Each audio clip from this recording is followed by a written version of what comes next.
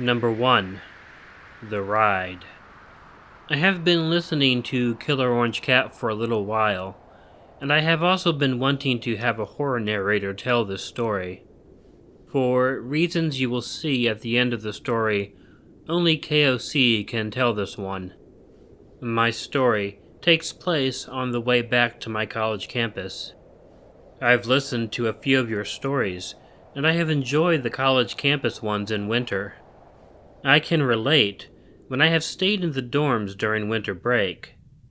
The huge campus does turn into an ice-covered wasteland, and it's beyond quiet, and it's beyond creepy. I did go home for Christmas, but that was only a few days. I really wanted to get back to the campus because it was easier for me to study there, and it was easier for me to live a bit without my parents breathing down my neck. I loved them, don't get me wrong, but I was a college freshman and enjoyed my freedom. When I was driving back to school, and it was a really long drive, it began snowing about halfway through the drive. I was idiotic and had not checked the weather for the entire drive, so it was quite a surprise.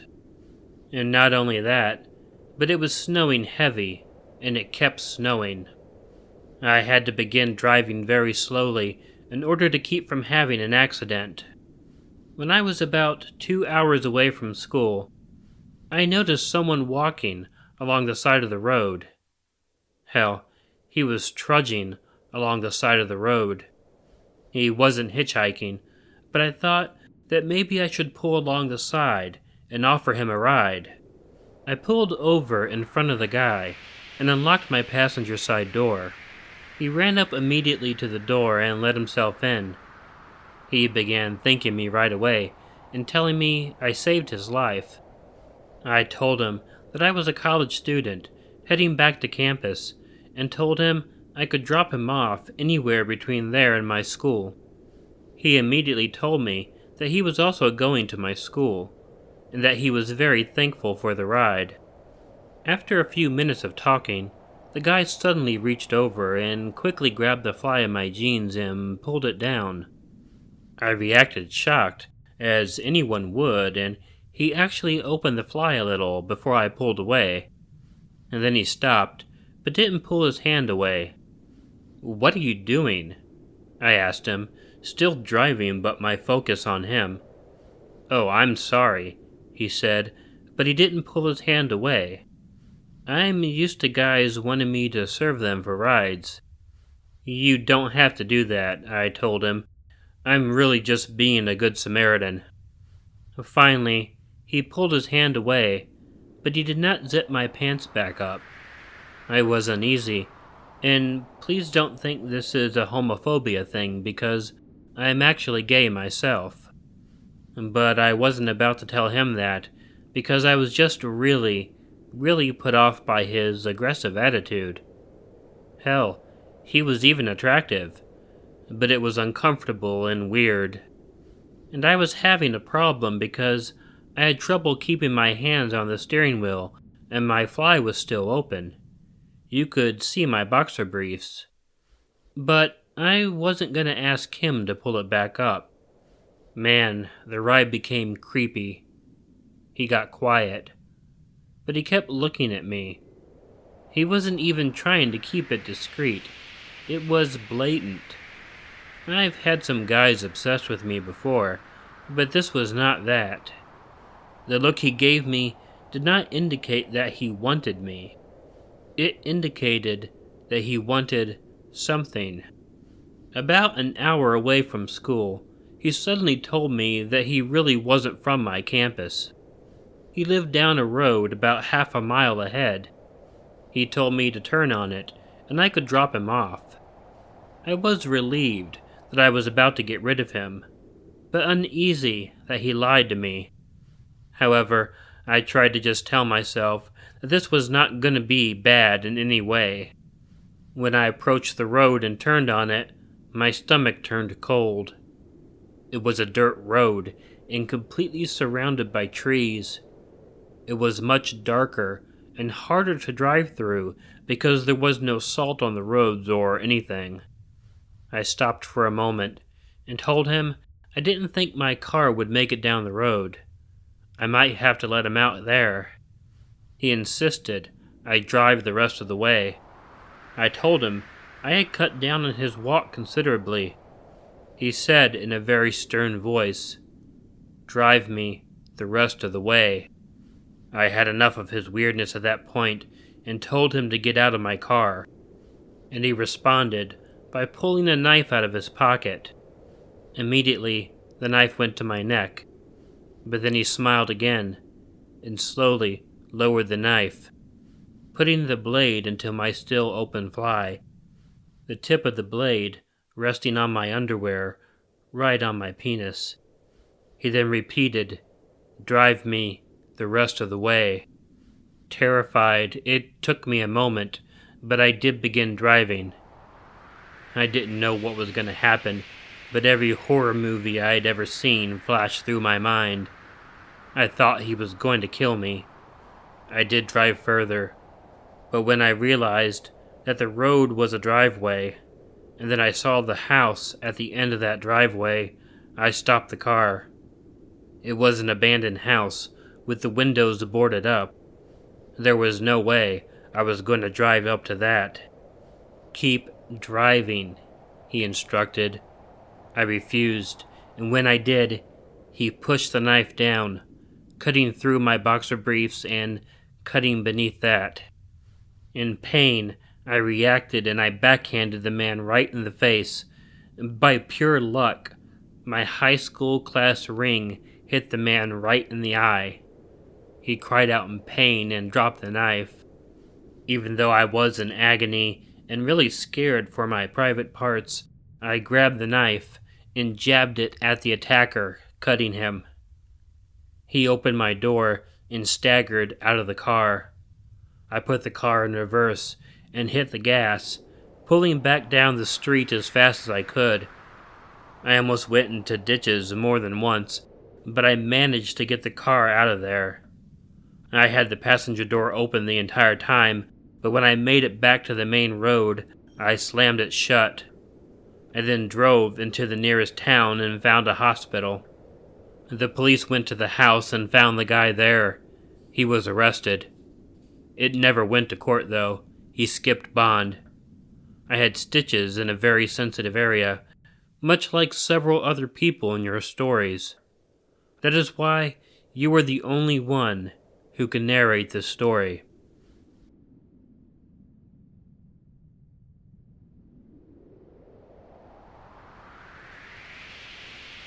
Number 2. The Empty House. I like to stay up later than most people, I think.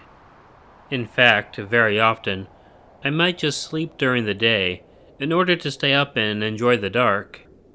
By extension, then, I guess it makes sense that I do enjoy winter more than the other seasons. There's much longer nights in the winter. I find myself being inspired. I even will sometimes take vacations in the winter to just spend time at home. When this story happened, I had been on vacation for a couple days already. It was in December. I disconnected from the world, which was nothing new, but that also meant that I avoided reading the weather. I was sitting in my house around 11 p.m., and suddenly, all of the electricity went out. I was a bit surprised and upset, because I heard the heater go out too. It was then that I finally heard that it was very, very windy outside. I got up, walked over to the door, and stood out on the porch. The atmosphere outside was surreal.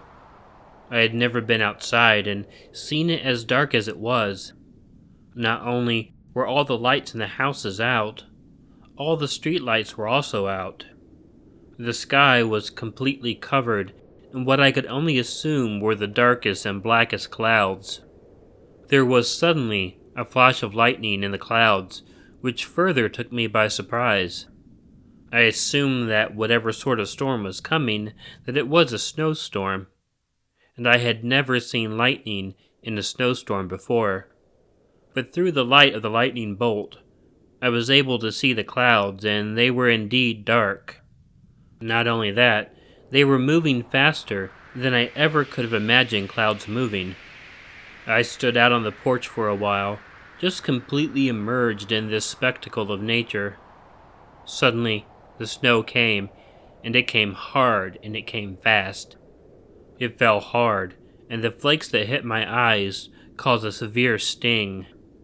I went back in the house and opened the blinds.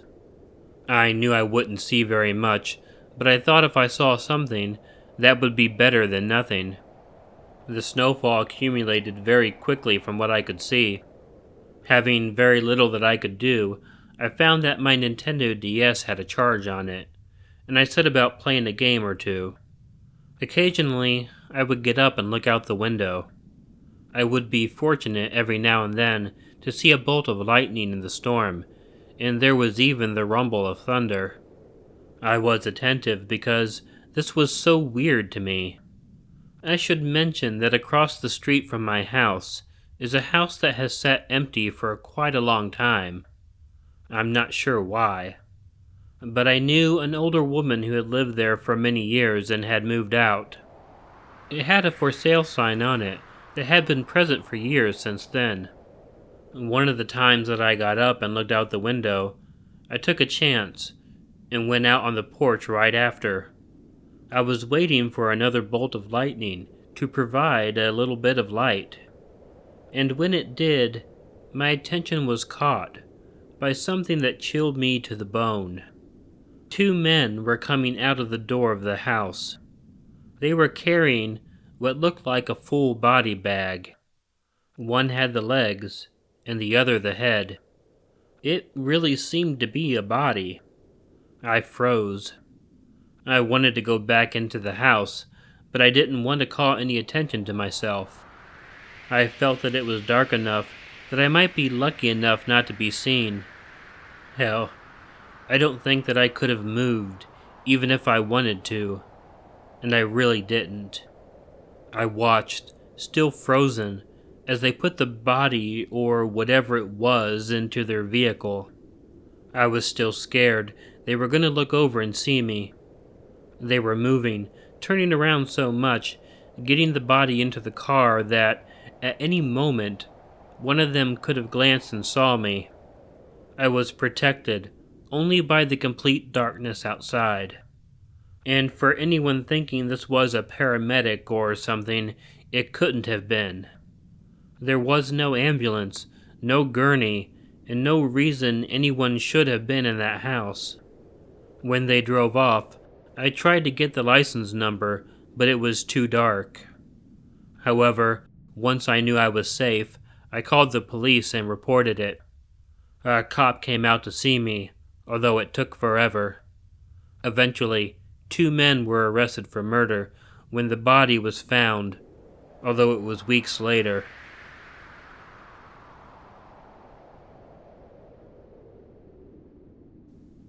Number 3. Winter Job. Warning: this story has animal-related violence, and people sensitive to that may want to skip to the outro. Most people get summer jobs, but I wanted extra money for the holidays, so I started walking the dogs of several elderly people that lived in my town. The thought of giving the best gifts in my circle of friends this year kept me warm on the coldest days out there, with a pack of mutts dragging me around town. I was somewhat surprised when Miss Ross, the local crazy lady, flagged me down from the doorway of her beautiful, if somewhat run-down colonial. After some small talk, and when I say some, I am being polite, the woman went on about everything from Mr. Duncan's new hairpiece to the rising price of raisins. I guess I don't really blame her. She must be lonely in that big house all alone. Finally, she got to the point.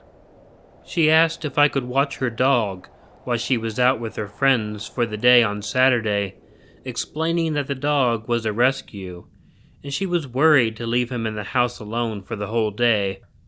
I didn't really want to give up my Saturday, but she offered me a good deal of money for my sacrifice and said she would leave some money for me to order takeout. I have a weakness for Chinese food. I agreed to be there early Saturday morning. I felt a bit down Friday night when the snow started. I watched the huge flakes of snow fall endlessly from the sky and accumulate into huge drifts. The next morning, when I looked outside, I thought for sure that Ms. Ross would cancel her plans. I trudged through the snow over to her house anyway. The money she had offered would get me so close to my goal that I just had to. When I reached her house, she was glad to see me. "You're late," she said with a smile. "I almost thought you weren't going to come." She invited me in and got me settled, explaining just a few things as she prepared to leave. His name is Davis, and he is a quiet and sweet little guy.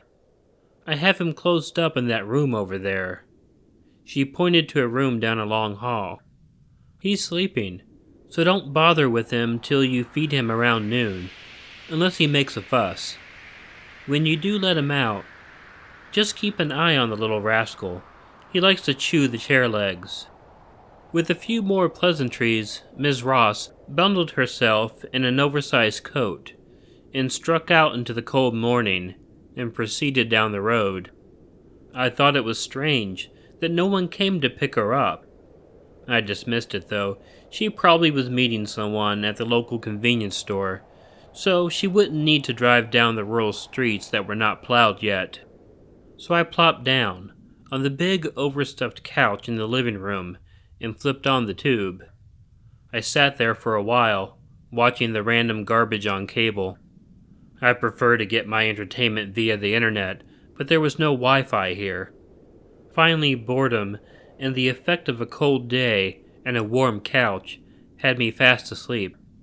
When I sleep more than I should, or when I'm not really tired, I tend to wake up feeling disorientated and more tired than when I fell asleep. I swore that I heard a little bark. I sat up groaning. "All right, buddy, don't worry, I'm coming." As I sat up and rubbed my eyes, something struck me as odd. The dog wasn't barking or scratching at the door. I flipped off the TV and listened. The house was silent, but for the winter wind whistling through the bones of an old house. Davis? I was suddenly filled with a sense of dread. I started towards the door, down the long hallway, unsteadily, still, shaking the cobwebs of sleep from my body. "Davis?" I said, a little louder this time. There was no response from behind the door. I stood there with my hand on the knob.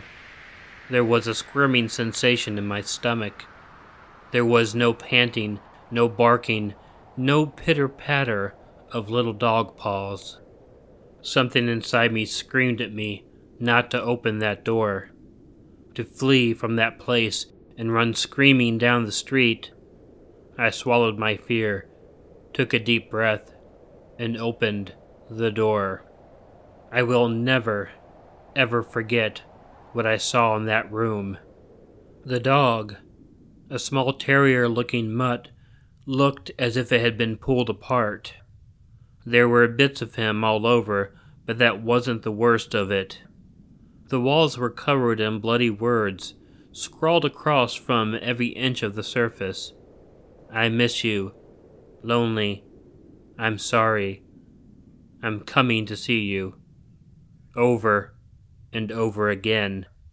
Of course, I called the police after I had retched everything that was left in my stomach from breakfast.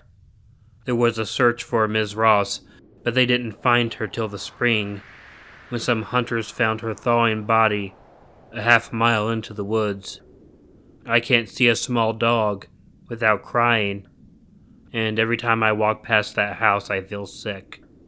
The younger kids in town have already begun calling the old empty house haunted and creating stories about what happened there.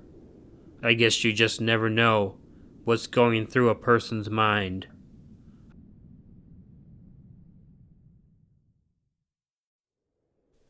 Hey y'all, Killer Orange Cat here. First, I want to give a plug to my friend Nordic Vampire.